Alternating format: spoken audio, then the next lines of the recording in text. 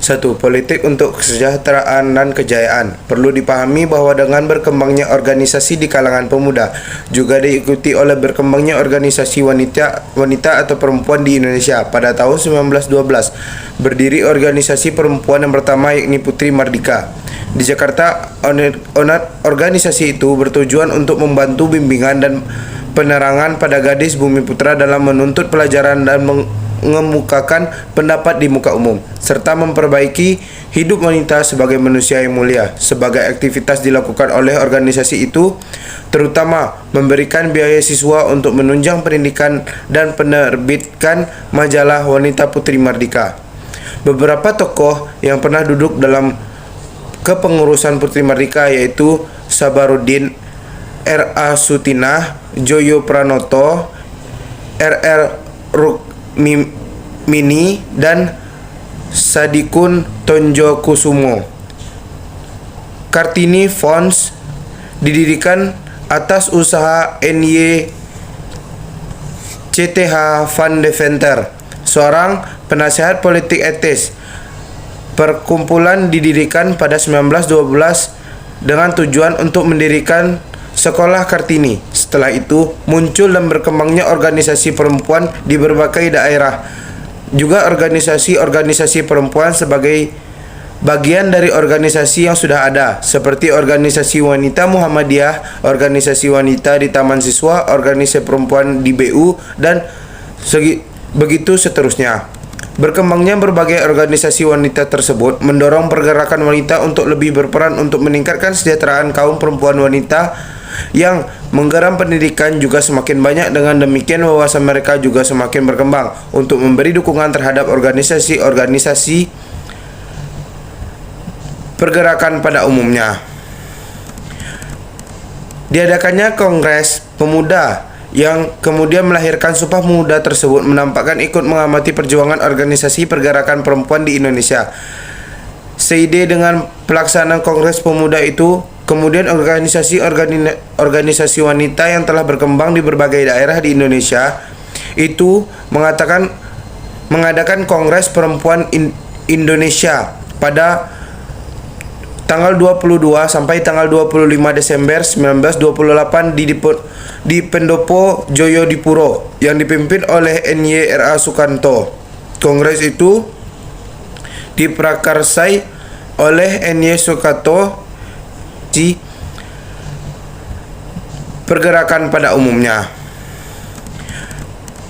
Diadakannya Kongres Pemuda yang kemudian melahirkan Sumpah Pemuda tersebut menampakkan ikut mengamati perjuangan organisasi pergerakan perempuan di Indonesia.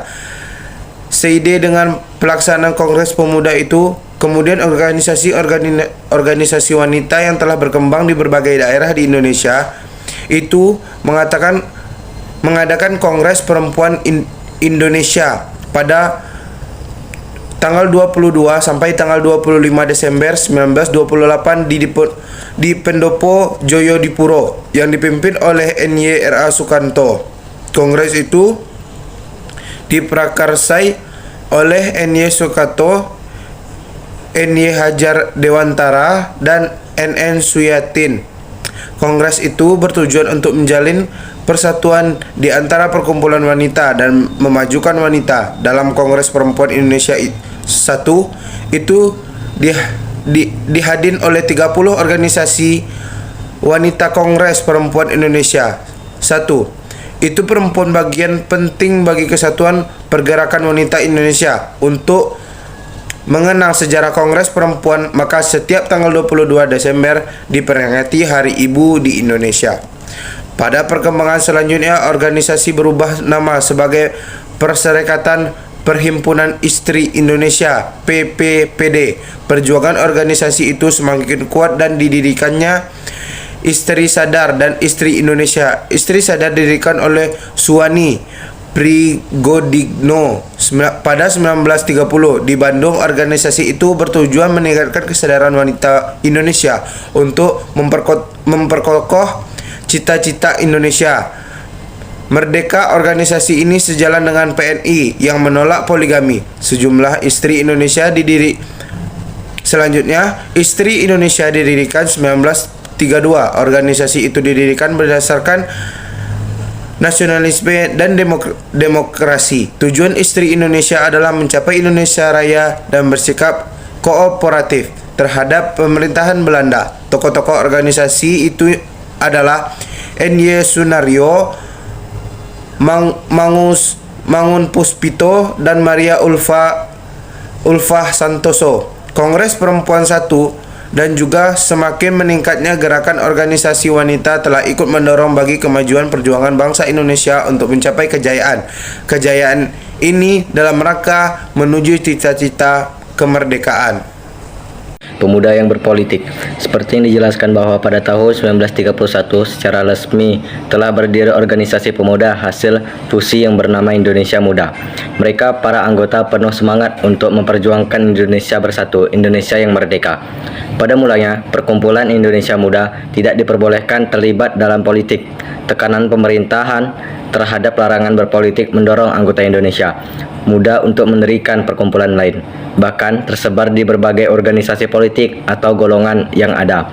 Pada 1931, orang-orang PNI baru di Malang mendirikan Suluh Pemuda Indonesia yang bercorak Marhaen Perindo. Di Yogyakarta mendirikan Persatuan Pemuda Rakyat Indonesia atau Perpri.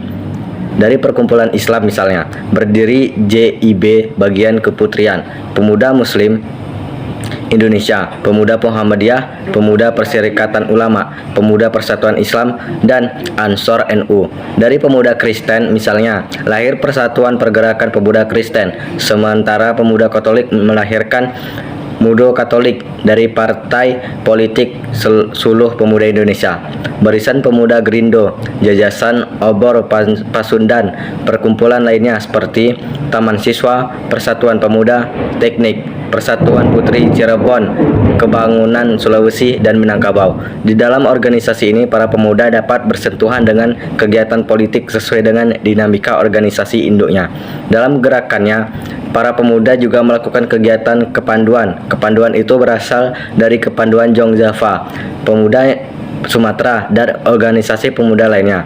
Di samping itu juga berdiri kepanduan berdasarkan kebangsaan dan keagamaan seperti Natipi, Hizbul Waton, Siap, dan Kepanduan Rakyat Indonesia. Kepanduan itu mengambil azas dari kepanduan dunia yang berisi tentang memberikan pelajaran dalam bentuk segala permainan dan kecakapan pandu untuk meningkatkan kesehatan para pemuda.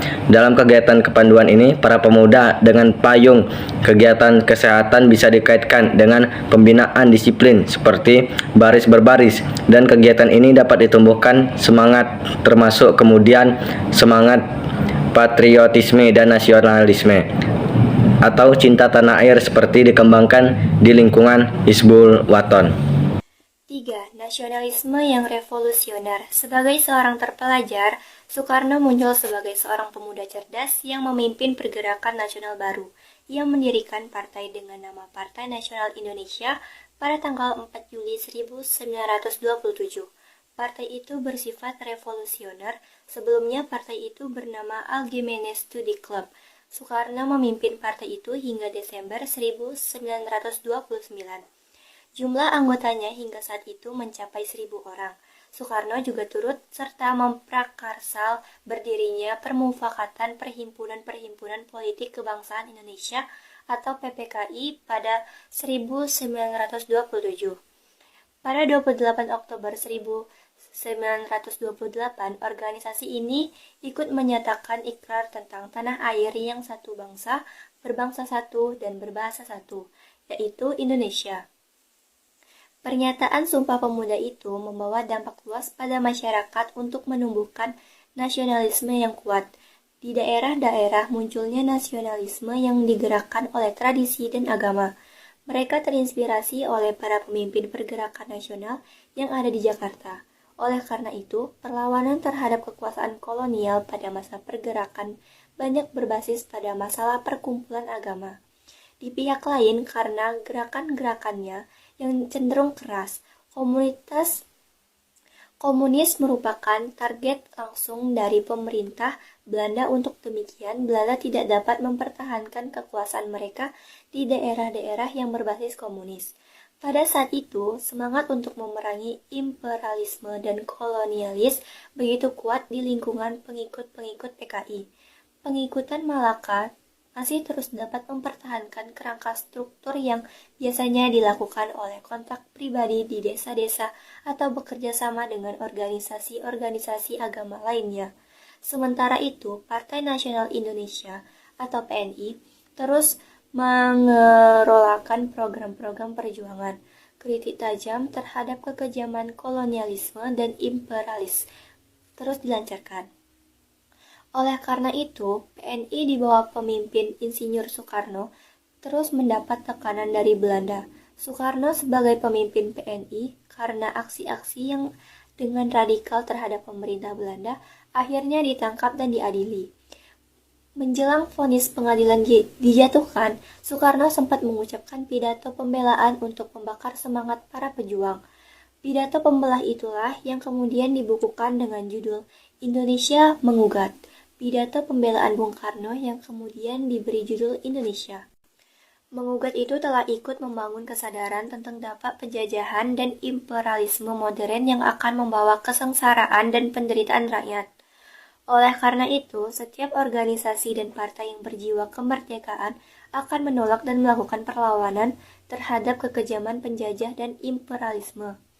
Pidato Bung Karno tentang Indonesia Mengugat itu telah ikut mendorong terjadinya pengugatan kesadaran sebagai bangsa yang harus merdeka.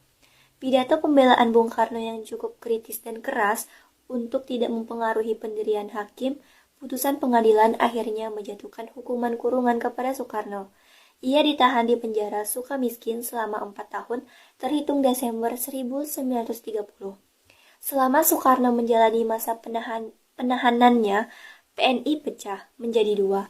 Partai Indonesia dipimpin oleh Sartono dan Pendidikan Nasional Indonesia baru dipimpin oleh Muhammad Hatta dan Syahrir. Setelah bebas, Soekarno masuk dalam Partai Indonesia. Partai Indonesia pemimpinan Soekarno lebih menekankan pada mobilisasi massa, sedangkan Hatta dan Syahrir lebih menekankan pada organisasi kader yang akan menentang tekanan pemerintah kolonial Belanda dengan keras dan lebih menanamkan pemahaman ide nasionalisme. Namun demikian, kedua strategi politik itu belum mencapai hasil yang maksimal. Akhirnya, ketiga tokoh itu ditangkap dan diasingkan oleh Belanda dan ditahan serta diasingkan pada 1933. Kedua organisasi yang didirikan oleh ketiga tokoh itu pun dibubarkan oleh pemerintah kolonial. Soekarno dengan ide-ide nasionalisme itu memang terus diawasi. Selepasnya dari penjara Sukamiskin, kemudian diasingkan ke Entry, Flores, Nusa Tenggara Timur. Ia ditempatkan di sebuah rumah yang konon rumah ini milik Haji Abdullah. Bersama keluarganya, Soekarno 4 tahun, dari tahun 1934 sampai 1938, diisolasi, dijauhkan dari dinamika perjuangan kebebasan, tetapi ide dan semangat nasionalismenya tidak pernah padam. Dikisahkan di pengasingan itu, Soekarno sering merenung di bawah pohon sukun yang ada di dekat rumah itu. Kebetulan pohon sukun itu bercabang 5. Ia merenung nilai-nilai luhur yang ada dalam kehidupan bangsa Indonesia sejak zaman praksara. Nilai-nilai itulah yang kemudian dirumuskan menjadi nilai-nilai dalam Pancasila menurut Cindi Adam. Soekarno memberi nama Pancasila itu karena terinspirasi dengan pohon sukun yang bercabang 5 dan daun sukun yang memiliki 5 sirip kanan, kiri, dan tengah. Kemudian ternyata tidak hanya diisolasi sebagai tahanan pemerintah, Soekarno justru masih berjuang untuk menghidupi anggota keluarganya. Inilah perjuangan dan pengorbanan yang harus dilakukan Soekarno di pengasingan. Foxtrot atau Wahana Perjuangan. Sementara Soekarno dan beberapa tokoh lainnya ditahan oleh organisasi bergerakan untuk menantang Belanda terus berjalan.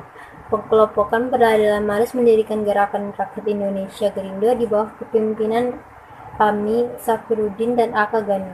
Partai ini cenderung menampilkan paham-paham fasilisme internasional di Sumatera Timur.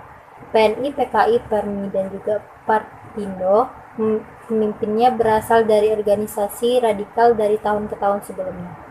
Gerindra sebagai partai berpaham Marxis lebih menunjukkan sikap anti-kolonialisme, anti-Eropa, dan anti-kapitalisme. Desakan-desakan untuk kemerdekaan nasional sangat kuat dan radikal organisasi itu juga tidak sepaham dengan sistem radikalisme internasional.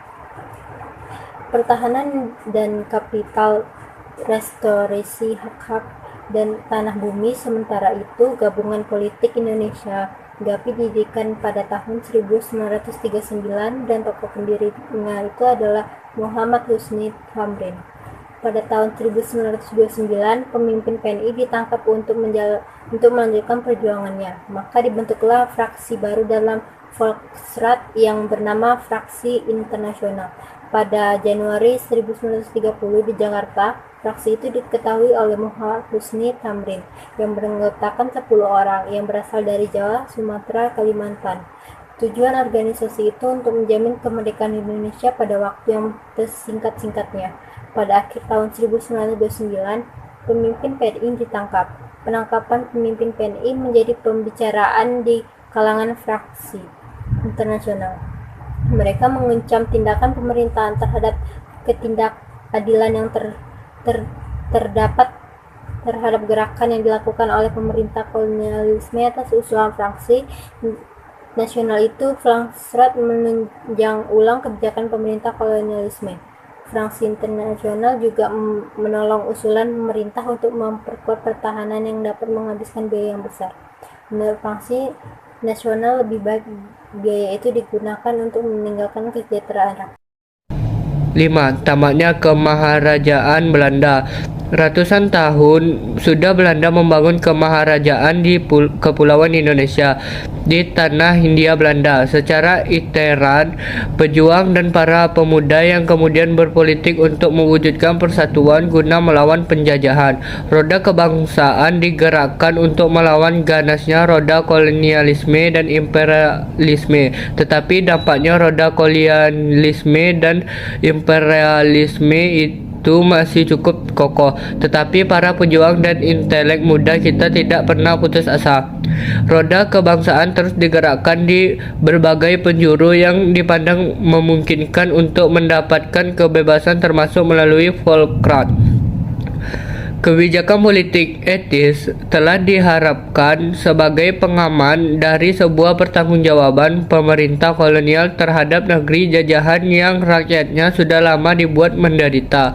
Pintu pendidikan dan politik bagi kaum bumi putera dibuka untuk memberi kesempatan para pejuang kita untuk mengekspresikan strategi perjuangannya secara lebih demokratis, berbeda dari perjuangan masa-masa sebelumnya. Tetapi semua ini tidak dapat berjalan cepat sebagaimana harapan para pejuang pergerakan kebangsaan. Kekuatan kolonialisme dan imperialisme Belanda tampak masih mampu mengontrol para pejuang kita. Maksudnya bumi putera sebagai anggota Volksrat bukan berarti kaum bumi putera diberikan hak penuh untuk menyuarakan pendapatnya. Namun setidaknya Volksrat sudah memberikan peluang para wakil Hindia yang membukakan wawasan mereka perlunya persatuan untuk melakukan gerakan nasional dalam melawan dominasi kolonialisme dan imperialisme Belanda. Di tengah-tengah roda pergerakan kebangsaan bergesekan dan beradu dengan roda kolonialisme dan imperialisme, Tuhan Yang Maha Kuasa telah membuat skenario baru, yakni berkobarnya Perang Dunia II. Perang itu pun dengan cepat menjalar ke Indonesia yang ditandai dengan datangnya tentara Jepang yang kemudian ikut menyudahi kemaharajaan Belanda di Indonesia.